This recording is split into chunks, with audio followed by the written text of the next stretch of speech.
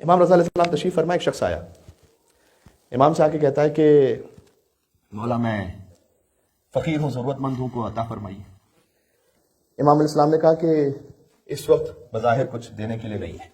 ایسے واقعات بھی ہیں، ہمیشہ فقط یہ نہیں کہ جو امام کے پاس آیا تو امام نے فوراً ہی کوئی معجزہ دکھا کے عطا فرما دیا، اس میں کوئی مصلحت تھی امام کی۔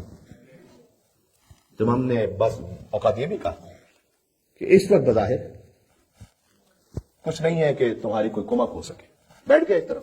ایک اور شخص آیا، اب دیکھیں مصلحت کیا تھی اس جواب میں۔ ایک اور شخص آیا، اس نے کہا مولا آپ کی زیارت کے لیے آیا تھا، آپ کو سلام کرنے کے لیے۔ وہ جو پہلا شخص تھا نا، جب اس نے یہ کہا کہ مولا مجھے کچھ عطا کیجیے، امام کے سامنے ایک تھال تھا جس میں کچھ انگور تھے۔ اس وقت اس کو بھی امام نے یہ کہا کہ یہ انگور لو، تو اس نے یہ کہا تھا کہ مولا میں آپ سے کچھ مدد مانگ رہا ہوں، آپ کہہ رہے ہیں کہ یہ انگور لو۔ اس کا مطلب ہے کہ ابھی لیاقت و ظرفیت نہیں ہے کہ امام کی جانب سے کچھ عطا کو سنبھال سکے۔ اللہ اکبر۔ امام نے کہا بس اس وقت پھر بظاہر کچھ نہیں ہے دینے کے لیے، وہ ایک طرف بیٹھ گیا۔ دوسرا شخص آیا، کہا مولا آپ کی زیارت کے لیے، آپ کو سلام کرنے کے لیے۔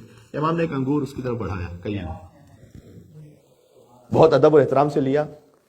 اس نے کہا کہ مولا آج میری زندگی کا ایک سعادت مند ترین دن ہے کہ جب مجھے حجت خدا کے ہاتھوں کو ہدیہ مل جائے۔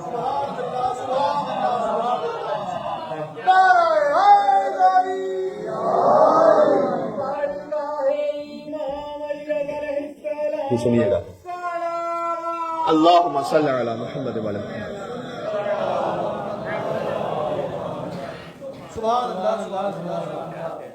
امام کے سامنے جو پورا تھال تھا نا جس میں انگور کے بہت سارے خوشے تھے، امام نے کہا اچھا یہ بھی لو۔ پہلے انگور کا ایک دانہ دیا تھا، لئن شکرتم لازیدنکم، اگر شکر کرو گے تمہاری لیاقت کو بڑھا دوں گا۔ اس نے کہا مولا میرے لیے تو وہ ایک انگور کا دانہ ہی بہت تھا کہ میں نے نیت یہ کی تھی کہ میں اسے پانی میں اس کا رس بنا کر اور اس کے پانی کا پورا اہتمام کر کے میں اپنے تمام اہل و عیال کو پلاؤں گا، تو آپ نے تو یہ پورا خوشہ ہی مجھے عطا کر دیا۔ امام علیہ السلام نے اپنے غلام کو بلایا کہ کاغذ قلم لے کر آؤ، اور کہا کہ یہ انگور جس درخت کا ہے وہ اس کے نام لکھ دو۔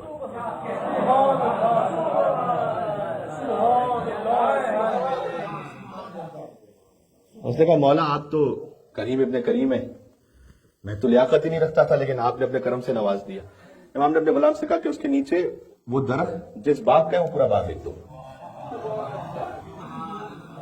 اب وہ شخص جو بیٹھا ہوا ہے نا پہلا، وہ دیکھ رہا ہے سارا۔ ہوتا ہے نا کبھی کسی کو ایک کے بعد ایک نعمت ملتی رہے تو ہم دیکھتے ہیں کہ یہ کیا ہو رہا ہے۔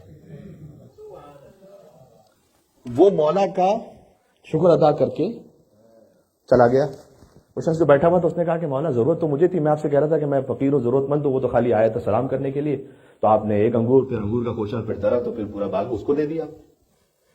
امام نے یہ آیت پڑھی اس وقت، کہا تم نے نہیں سنا اللہ سبحانہ و تعالیٰ نے قرآن میں کیا، لئن شکرتم لازیدنکم، اگر شکر کرو گے تو بڑھاؤں گا، تمہاری لیاقت کو بڑھاؤں گا، تمہاری ظرفیت کو بڑھاؤں گا۔ تو نے شکوہ کیا، اللہ نے تیری لیاقت کو ختم کر دیا۔ اس نے شکر کیا، اللہ نے اس کی ظرفیت کو بڑھا دیا۔ یہ نعمت سبحان اللہ۔ اللہم صلی علی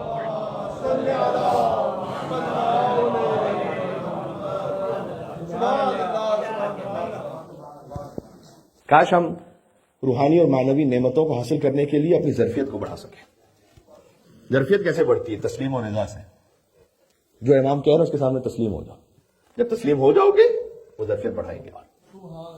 جو عبداللہ ابن ابی یافور نے کہا تھا، میں نے آپ کے سامنے کسی مجلس میں پڑھا بھی تھا کہ مولا میں آپ کے سامنے اتنا تسلیم ہوں کہ اگر آپ ایک سیب یہ فرمائیں کہ اس میں سے آدھا حلال ہے اور آدھا حرام ہے، تو میں آپ پر شک نہیں کروں گا کہ مولا یہ کیسے ممکن ہے کہ ایک سیب ہے، اس سیب میں سے آدھا حلال اور آدھا حرام، یہ کیسے ہو سکتا ہے؟ چونکہ آپ حجت خدا ہیں تو میں یقین کر لوں گا کہ جو اللہ نے حلال کہا ہے وہ آپ نے مجھے حلال بتلایا ہے، جو اللہ نے حرام کہا ہے وہ آپ نے مجھے حرام بتلایا ہے۔ یہ تسلیم، یہ جب تسلیم ہو جائے نا انسان کی روح، تو پھر ظرفیت بڑھ جاتی ہے۔